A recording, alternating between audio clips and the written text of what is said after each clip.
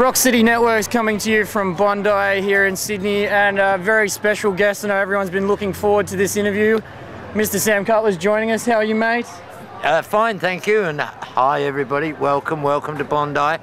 The women are gorgeous, the weather's fabulous, and we haven't tried the sea yet. We'll do that after this. Yeah, we've got to get business out of the road first. That's right. First the business, then the swimming. Now, speaking of business, the book you released, Sam, You Can't Always Get What You Want. My life on the road with the Rolling Stones, the Grateful Dead, and other reprobates. Yes, indeed. It's an amazing read.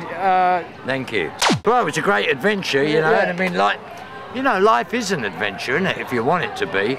And for me, I've been very lucky. But the book is, the core of the book is the Rolling Stones and the Grateful Dead.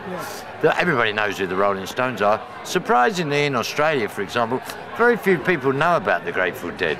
The Grateful Dead are the largest grossing live band in the history of the music business.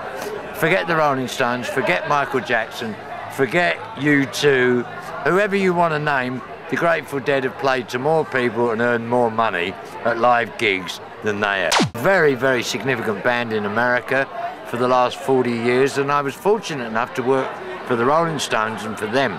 So the core of the book is about these two bands. One which is a huge English band that kind of does things in the English way, and the one of which is an American band that does things in the American way. And the subtle differences and not so subtle differences between the two outfits. Yeah.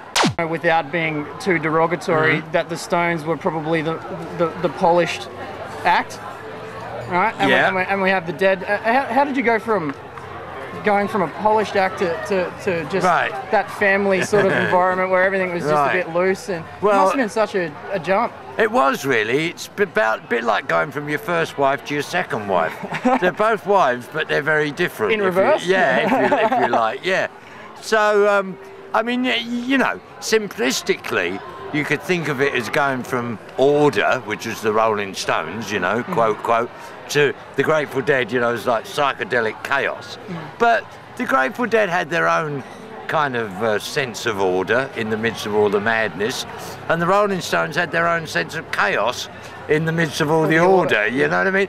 So it's like anything else in life, you know, you plan things, and you know what I mean, John Lennon said it, didn't he? You know, life is what's happening while you're busy making plans for something else. Well, in the music business, you never quite know what's going to happen around the corner. Sometimes it works out perfectly, and sometimes it can work out to be the biggest bloody disaster, you know what I mean, in the history of the music business. So the Grateful Dead and the Rolling Stones have you know, had some disasters, and they've had some, you know, wonderful successes as well. But one of the things I always say, man, is, you know, you can't just stand up going, yeah, I was responsible for that, it was fabulous, I was responsible for that, it was fabulous.